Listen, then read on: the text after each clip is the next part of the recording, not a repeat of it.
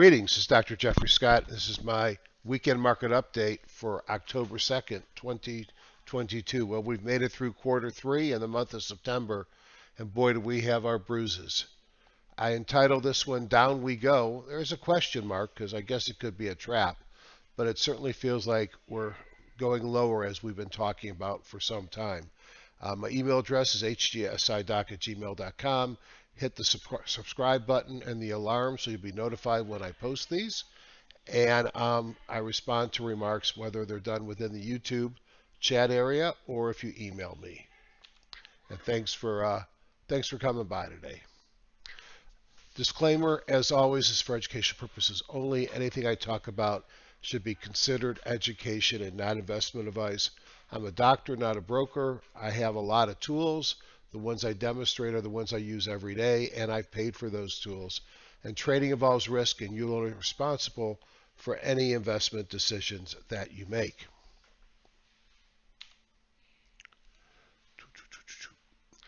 Just want to remind everybody that the Wealth 365 event is coming up October 10th through 15th. I'll have this link underneath the video in the YouTube channel. Pretty simple link. Would appreciate it, not only if you attend, but if you use my link.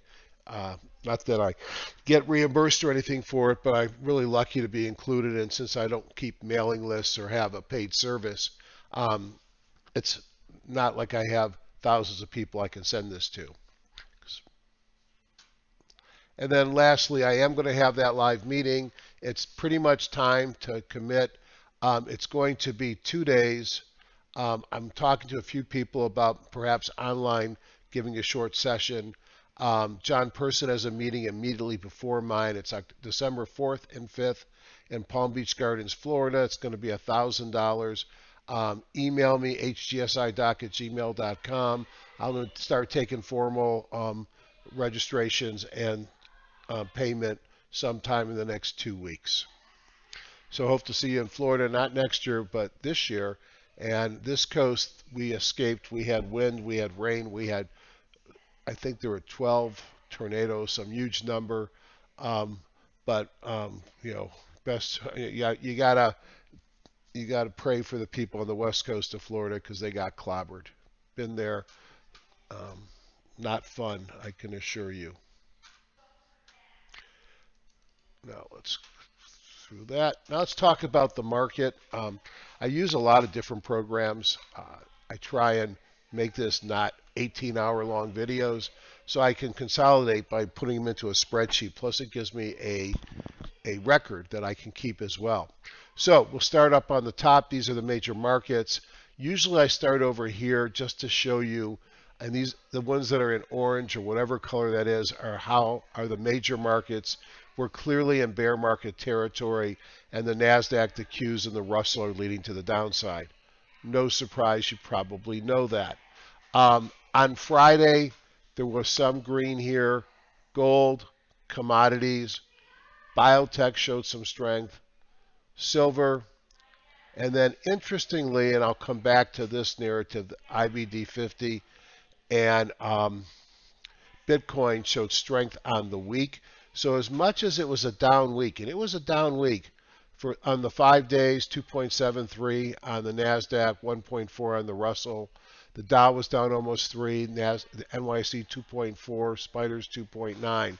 There were some green shoots, and the small cap growth might be sneaking up on us. That's the good news. The bad news, when you see days since low, 0, that means the diamonds took out their 52-week low. The NYSE took out their 52-week low. The Spiders took out their 52-week lows. And the Qs took out their 52-week lows. And the NASDAQ is within 0.1% of its 52-week low. So we are pretty much at the lows of this pullback. We are certainly at the 52-week lows as well. Not a lot of happiness there, I'm afraid.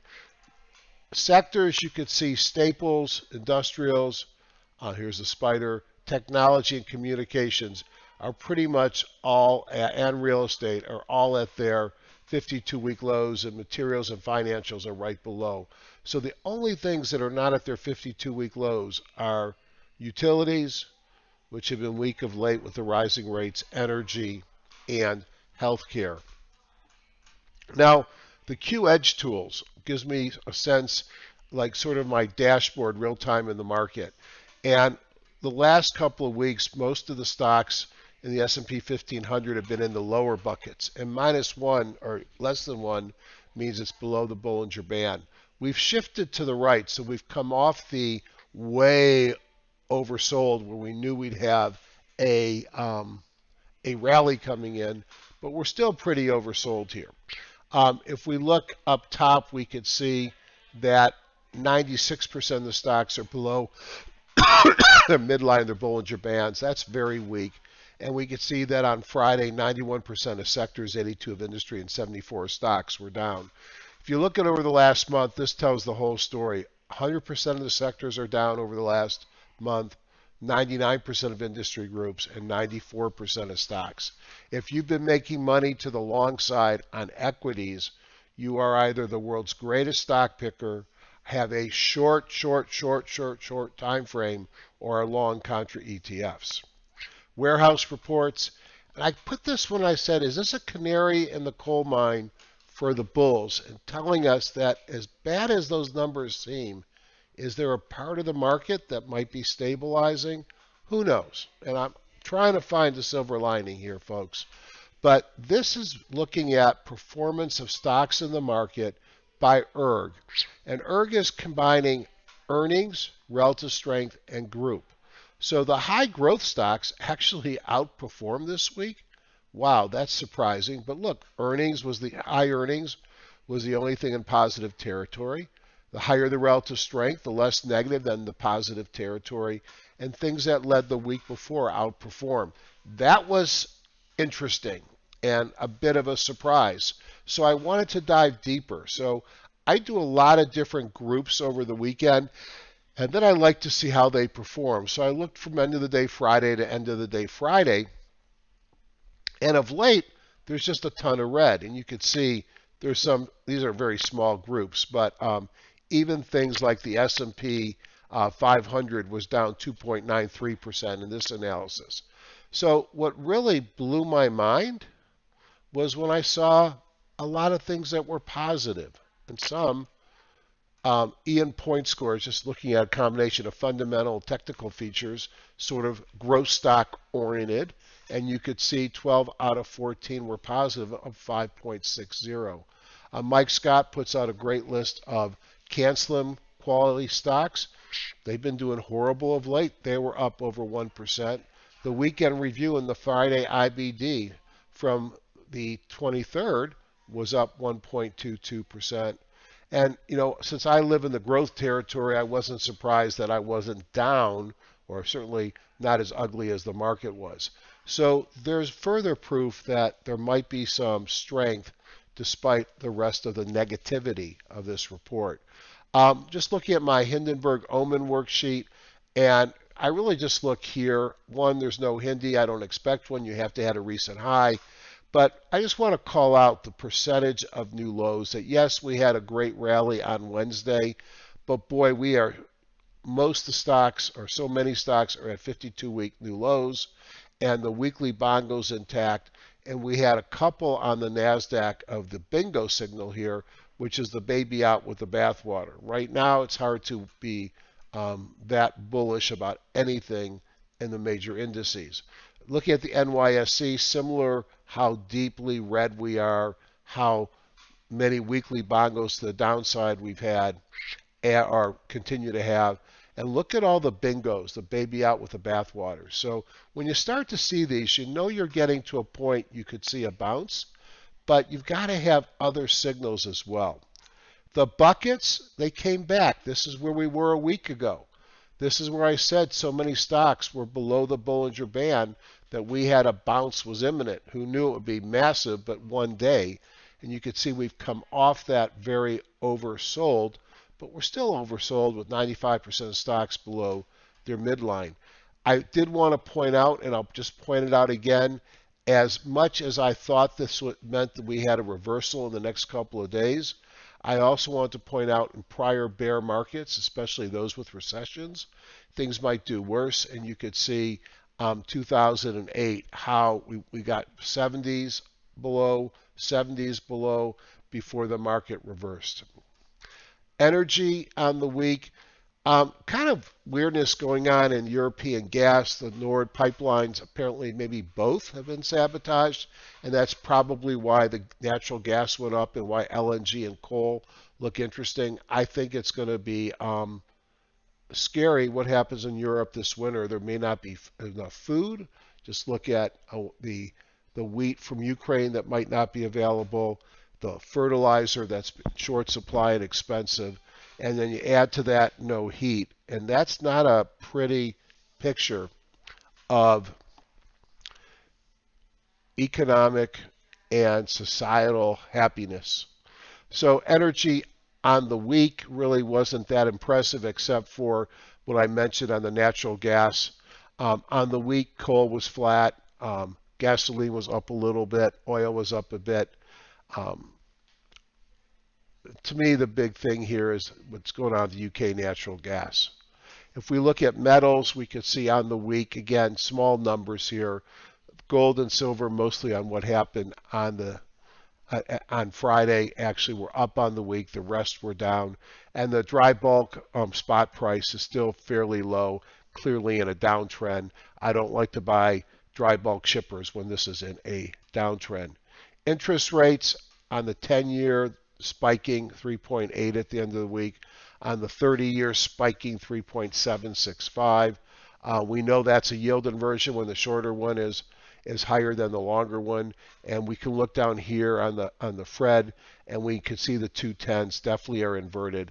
I truncated it so you could see it better over here today, but if I went back 30, 40 years, you'd see recessions occur when the yield curve uninverts. So that tells me a recession is coming, it's not here. The other concerning thing here is the tightening of credit. You can see this going up, and this is something that has been associated with market problems in the past. And I always like to call out this little one here because that's the range we're in right now, and this is what happened in 2018 end of year, and part of it was the credit tightening up.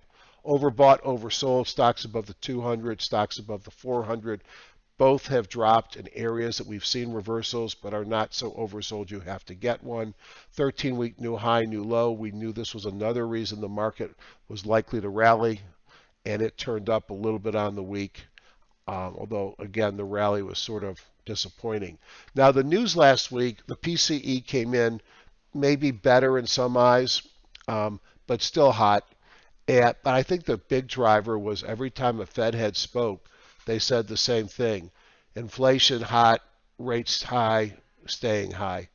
And that just killed every rally that we saw. This week we got manufacturing, some PMIs. We got a lot of employment. The monthly employment numbers, in fact, on Friday. More news that can move the markets. I think the bulls are looking for misses here. But remember, if we have big misses, it means recession. Recessions aren't great for the market either. Earnings are definitely slowing down. You know, if one of your stocks that you own is here, it's still important. But as you can see, the number of stocks having earnings this week has dropped. The expected moves, this was kind of a, I hate to say this, even though it was a down week, it was kind of boring from the expected move perspective. The E-minis finished within the expected move. Remember, the expected move is buying a straddle at the money, so you're buying a put, buying a call, expecting an outsized move. Person selling to you is the options market makers, the smartest people in the market, so they're going to price them where the odds are that you're going to stay within the range. But of late, we've been out of the range almost the whole time. E-minis here, NASDAQ, and you could see, you know, you had some positive move on Wednesday, sold off on Friday, stayed within the range. The Dow actually did trade below the range. The Russell was within the range. The dollar was up to the top. Excuse me, the VIX was up to the top. Dollar was in the middle. So I don't see any great story here, except it was much less of a move this week than we've seen in recent weeks where we've been trading below the lower range. How low do we go? I looked at it one way last time. I'm looking at it a different way this time. I've done Fibonacci's from the 2020 lows, and I've looked to see where we come to. Now, on the S&P, I've been talking about coming back to the highs of the before the bear in 2020, and we're probably going to approach those in the next week or two. I put my target a little bit above that at this level here, where there's a gap at about 350. I think a failure to 350, and I think we're coming down further. God forbid we come all the way down to the 218 range. So I put my target at 350. To me, it's a natural point to see a market reversal. We'll see if we get anything. On the Dow futures, excuse me, Dow Industrials rather, similar pattern. I put my target at 275. We have already broken through the pre-2020 bear highs. On the Russell, I put my target around 260, which would be this after this gap up here at a place that we have traded back to. Next would be looking at probably down in this range here. Then let's see what else do we got here. And then that was rather on the NASDAQ, not the Russell, I'm sorry. And on the Russell, we've already broken through the highs pre-bear market. And my target on the Russell, if we keep going down, is closer to 150. So the good news is we're probably within 10% of my targets. The bad news is, boy, it's going to hurt if we go down there. I just have to think in my mind, where are we likely to see the next support? And why? Because I'm going to be preparing to think about what I'm going to do. A break of support, I might be buying more contra ETFs. Going into that support, I might be lightening my short position. A big bounce, I'll start thinking about nibbling to the long side. Right now, I think we're going further lower, and that means I am had added a little bit on the contras, but I also recognize we're at a natural place to bounce, so I haven't gone all in. Metastock breadth, this is just something I look at every night. It comes from Q. There's a lot here. What I want to point out is, let's just look at the S&P 500. In yellow, you got stocks above the 50. We are pretty much as low as we've gotten, and that's one of the reasons why I think we still are probably going to bounce soon. Stocks above the 200, not quite as low as the 50, but the lowest on this sheet going back to the fourth quarter of 2021. And then if you look at the orange, which is stocks of the 50 above the 200, you can see it's about 30%, probably can go lower. So I think that we're still at a position where market breadth tells me that we're going to bounce. But you'll also notice down here all these red circles with ones. These are bearish breadth that came in on Friday. So there's a lot to be concerned about in this market. And even though we're setting up, I think at some point we're going to bounce, I'm thinking we're going lower here. So thoughts. September exits after another tough month and quarter, including this week's losses. You can see the Dow, S&P, Russell, Dow, NASDAQ, S&P, Russell, and mid-caps. Markets continue stuck between an aggressive Fed, persistent inflation, a war in Ukraine, maybe that'll end soon, and likely upcoming recession. And despite a rough week, we did see a pretty furious bounce midweek and some interesting signs on that warehouse report on the growth side. It's not over yet. When it is, and this is key, when this thing ends, you will have plenty of time to get in the market. Look, I don't sell you anything. You over trading or under trading makes me nothing. I have no incentive. I don't sell you anything except for some indicators on WealthCharts, which hopefully you'll take a look at the Wealth 365 event, and most of them are free. So I'm not incentivized to push you into the market. I think this is a tough market. And if you look at major lows in the past, and we're going to get one someday, and at coming out of recessions, we're going to get that too, you get these massive, massive rallies to new highs, where 12 months after this ends, you might be up 100, 200, 300%. I've seen those years. It may take a few years to get there. But if you don't have cash left, you don't participate. So my narrative has not changed. Don't be a hero. I'm having less positions. I'm going short and long based upon where the market is. My positions are small. I've got tight leashes. And I think we may have started a new leg down. Let's hope, if you're bullish, that it's a bear trap. We will see. Um, Before we go on to the charts, again, remind you of the Wealth 365. And if you like my ranting and raving, but you know what? I'm telling you what I think, and I'm relatively unfiltered on these programs. If you like what I think and you want to get this on a daily basis, I don't charge for these videos, but at stocksanddocs.com. Would love to see you there. And now, let's take a look at the markets. And I love using WealthCharts for this just because it's got more functionality than any other program I have. But I still use other programs. I get that question all the time. I guess one thing to look at to start with being depressing, if we look at the little charts at the bottom, the spiders, the Qs, the diamonds, and the IWM on the minute chart, they all fell into the end of the market. That may just be people are being careful before the weekend, and I don't necessarily think I blame them. Whoops, let me see if you want to, yes, I want to kill that. And then you look at things like Microsoft and Amazon also dropping into the close as well. So I like to start my analysis. If I'm doing my own and not talking to you, I'd be doing the same thing. And I go into this hot stocks tab first that I've set up. And I just put a wealth scanner. I put my favorite ETFs that are market, sector, industry group, style of trading.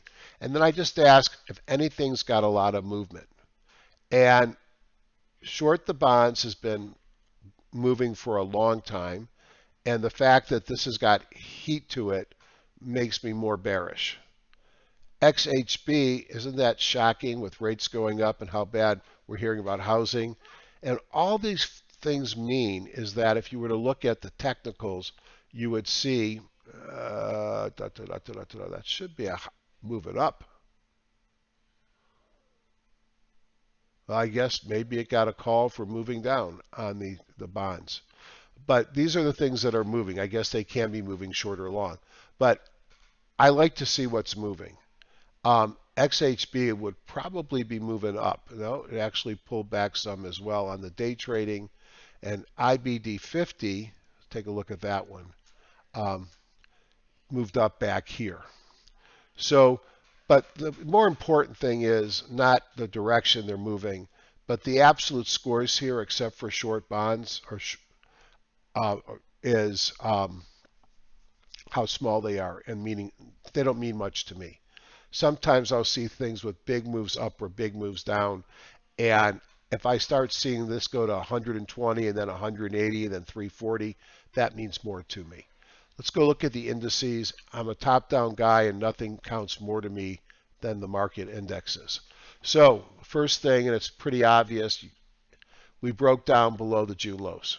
And I think that is what scares me the most about this market. And not only did we break down below the June lows, we did it on pretty massive volume. In fact, I've got to go all the way back to break this volume to right before the June lows. So that's concerning. Now, mitigating it, perhaps there's some end of quarter, end of month window dressing. There's always some weekly option expiration. But that's big volume that I pay attention to that. Now, a while ago, I wrote this saying that my expectation and what I was preparing for was the market would bounce off of this, potentially rally up to a falling 50, and then take the dive and go to lower lows. I hope that this wasn't the rally this one day, but it might be. If you look at the hourly charts, excuse me, the 5-minute charts, you could see that we fell below the June lows, and we really stayed below them all afternoon, and a lot of selling on that last bar. That is not a bullish chart to me, and that's why I think we might be going lower. I could say the exact same thing on the Qs bouncing around the June lows. On the 5 minutes, you could see that actually broke below the June low on the 5 minutes. So I have a feeling that we probably, if I made this, you can see here when I blow it up that we're actually below. The diamonds put on the daily are clearly broken below the June lows, which are also the March highs. The Russell is holding above the June lows barely. The dollar, the VIX is, I don't know if I say breaking out, but it's had a nice run up with this recent weakness. Got to get above that 200, and the dollar has weakened over the last several trading days, although it ended the week pretty much flat, actually flat to the day before. Commodities, dollar has come down some, so you might expect some movement on gold and silver. You actually had a well signal come in on gold, and maybe that will be a predictor of the market of gold and silver going up. It's still got to get above the 50 and the 200. They're in a pretty long-term downtrend. Oil's bouncing around here, USO in the 60s, and natural gas is really settling down here close to the 200. On Friday, which will be the last data that I'm going to have here, you can see that the 10-year is sort of flagging here after a massive run up, and this is a daily chart. And on Friday, it was up 1.52% to 3.8. It's still down below its recent highs, but that's a high 10-year. If I look at my simple market timing, and again, this was written back here. And I've sort of been thinking that this is the leg that's going to take us down. And I've been thinking that we might have the biggest pullback. I am surprised we didn't get more of a rally. Maybe that rally's coming because we're pretty oversold already. And I really prefer shorting from running up into these moving averages. Notice the weekly bongos are red and we're kind of weak. When the market was falling, it was large caps and value that were in charge. And right now, large caps and value are in charge again. I think that's defensive. When I look at the S&P 500 sectors, now, if I want to look very short term and I think defensive, you could see that on the hourly ratio charts of the staples versus the spider, real estate and utilities versus the spider, they've turned up. And that might be some premonitions of where we're coming. But I think on the back of the higher and higher interest rates and some of the retail failures, these have been pulled down, especially utilities and real estate on the rates and XLP on some of the earnings. Now, what has been working, interesting materials has had a big run up, even with the dollar high. Energy has run up as well. Financials has run up. Industrials has turned up here.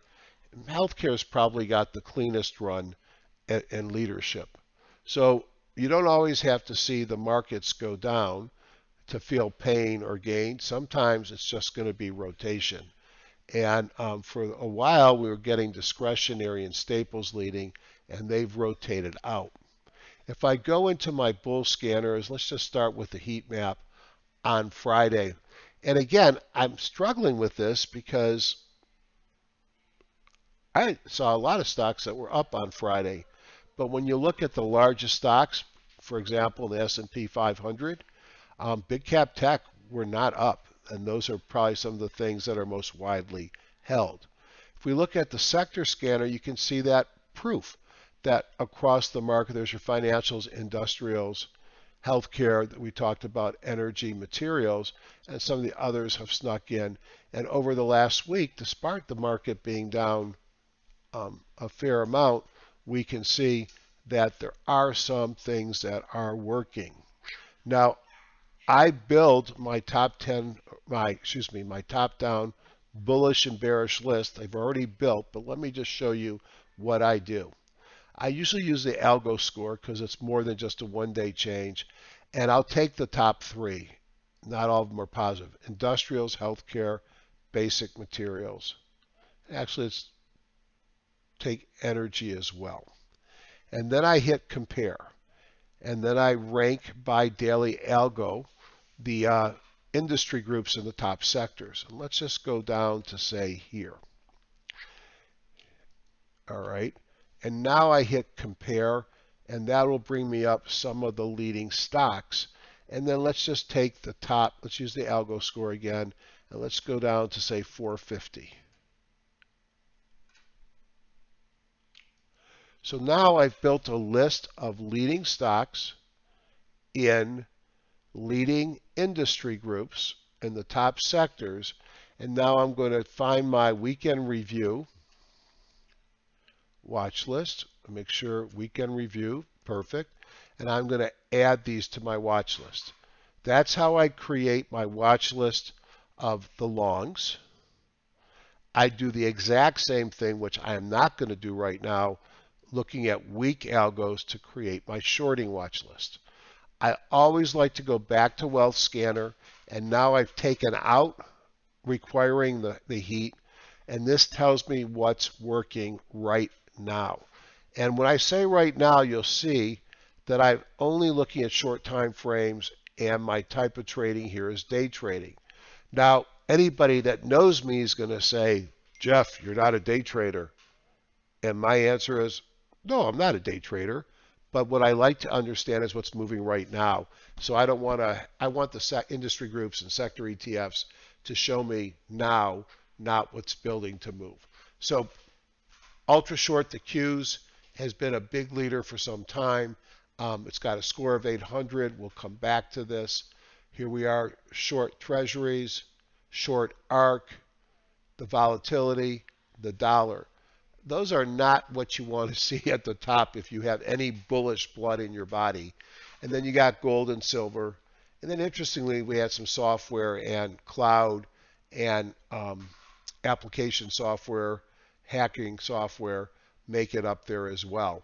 But notice these numbers are extremely low. So I'd usually be concentrating at things in the 700s and above. SARC is close enough.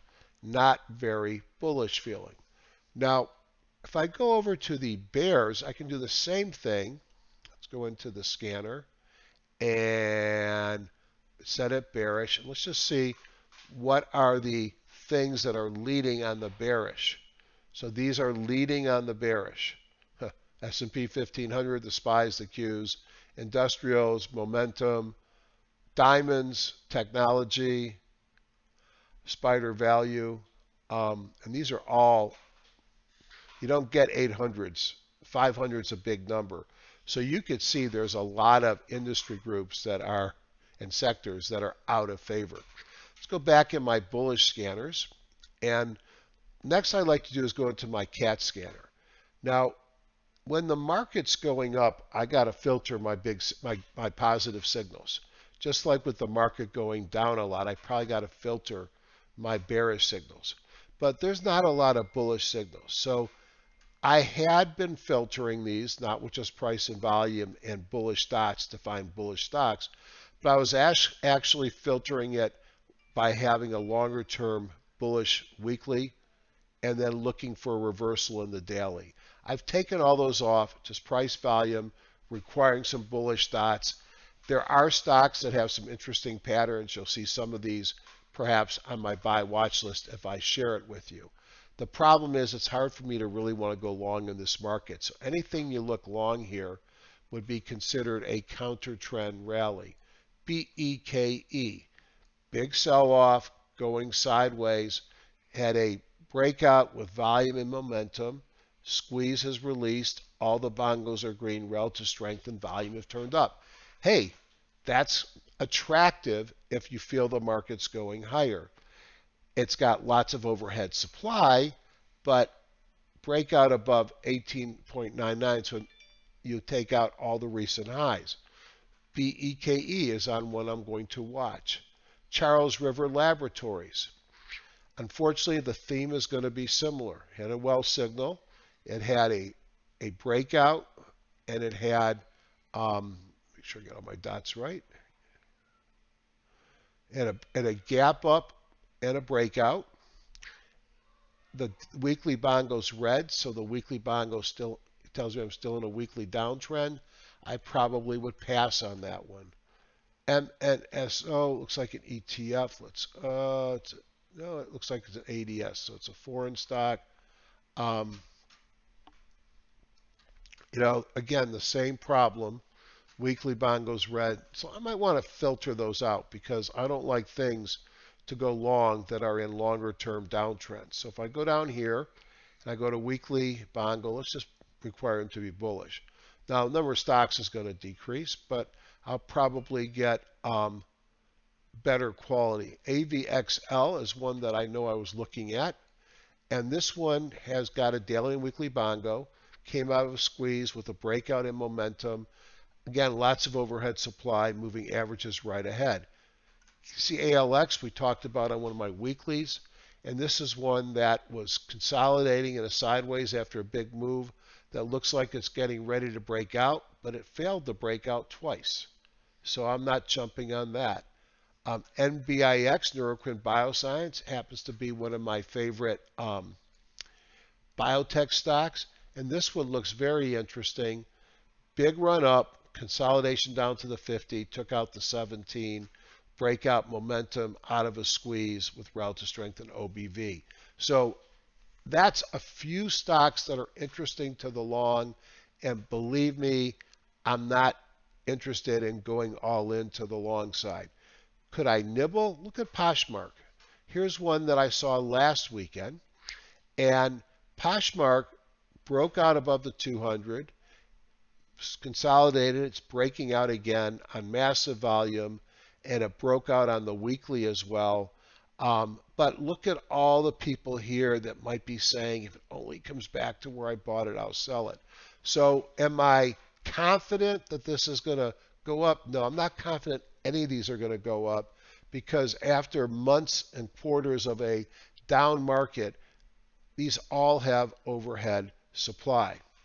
If I jump to the short side and I run my scanner,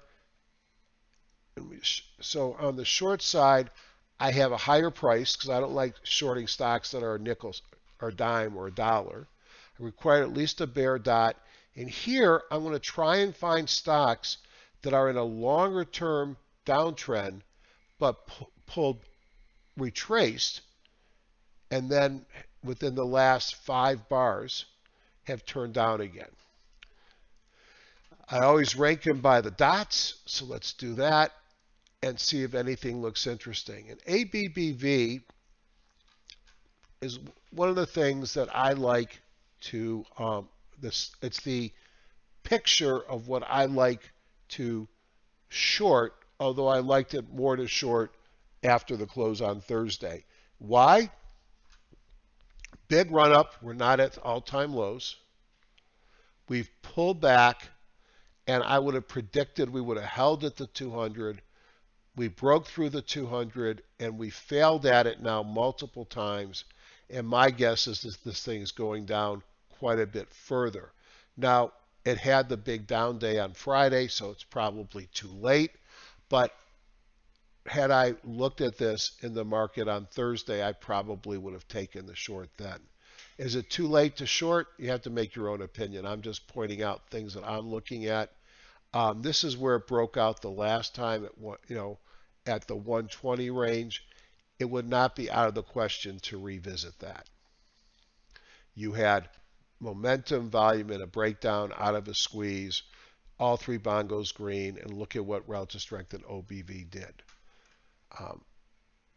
Hershey's, a safe stock because it's consumer staples. These are supposed to be great places to be during a bear market.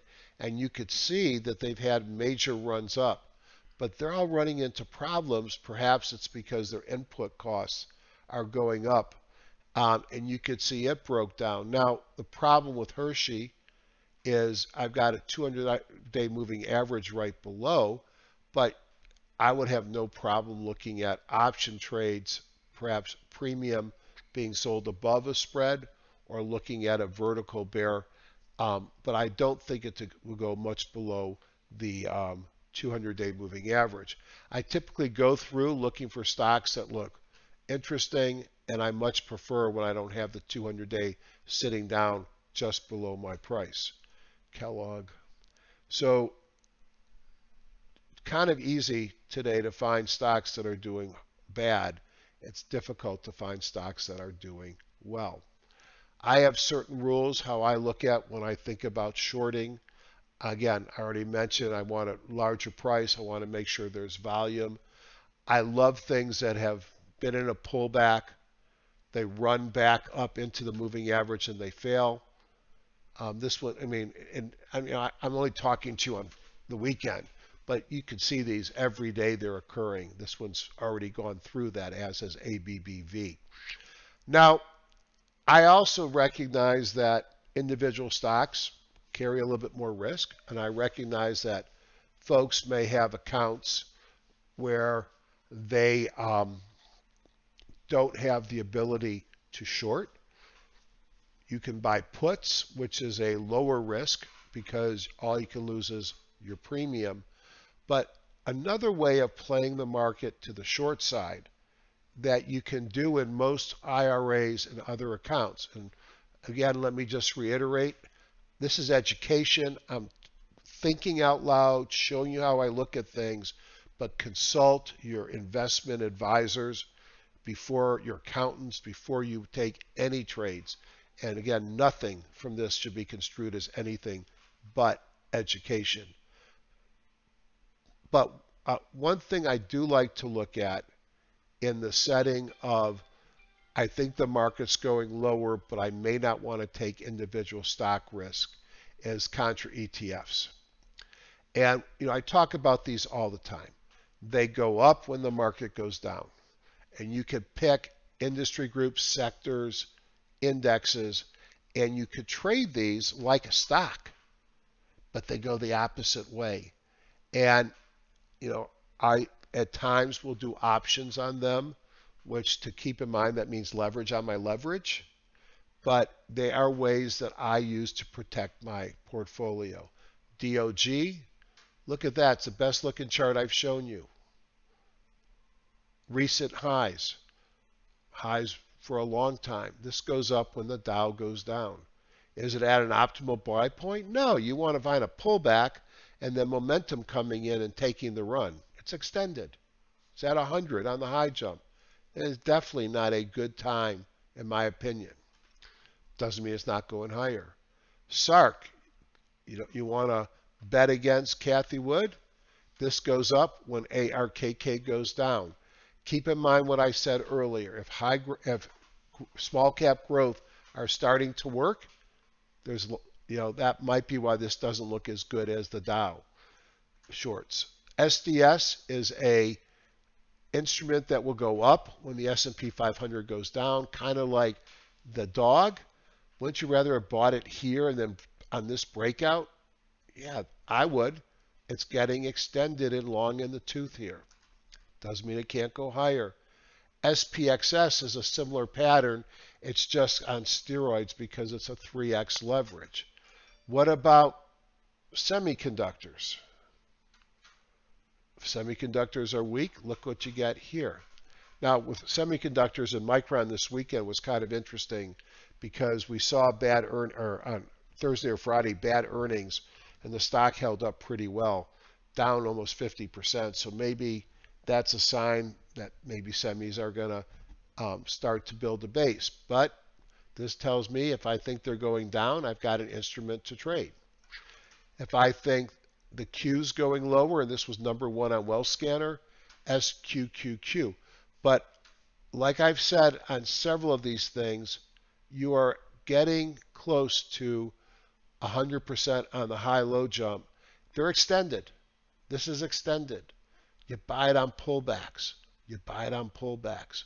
Doesn't mean it doesn't go higher, just the risk is higher. TZA will go up when the small caps are weak. So there are ways to play this market. I just showed you 5 or 6 charts that are breakouts that are working, with the caveat we are near, as I've said, we are in an area where it would not shock me to see another bounce like we saw on Wednesday, and these things will get clobbered if that happens. Lastly, when I looked at things to go long and go short, and this is education only, um, I did find some things that were interesting. I'll comment perhaps on a couple of them. These are things that I'm watching. Just because it's on a buy watch doesn't mean I'm buying them. It means I'm watching them. I think the best looking chart in the market right now is CLFD, Clearfield. It's exactly what I like. It's a big uptrend, probably more pullback than I want to see, and then a breakout back to the 50 on pretty big volume and momentum, and weekly bongo turned green. What goes against this? It's a deeper pullback than I'd want to see, and the weekly bongo is still red, but that could change with another positive week. We looked at CLLX, which run up, sideways move, and now breaking out. I like that picture. Are the solars getting ready to run? And some of the solars like ENPH really led to the upside.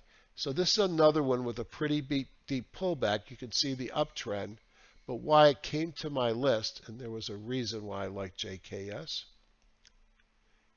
is that it had sort of like a belt hold at the 200. It took out 1, 2, 3, 4, the last 5 bars. I like the turn up of relative strength in OBV. Let me just refresh this chart for a second. Chart template open.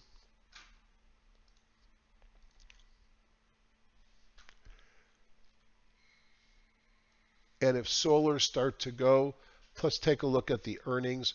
Would I buy it here? No, I'm not buying it here. It's a watch list. And look at on the weekly, it pulled into the 50 weekly. DQ is another one, similar pattern. And why am I looking at these?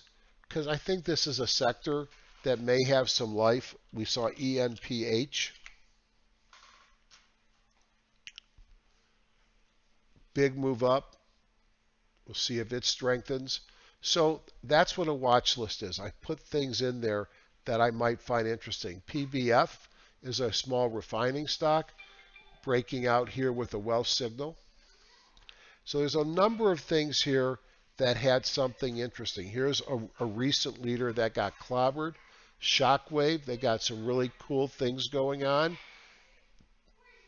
Pull back to the 50 and moving. Would I buy it here? Maybe.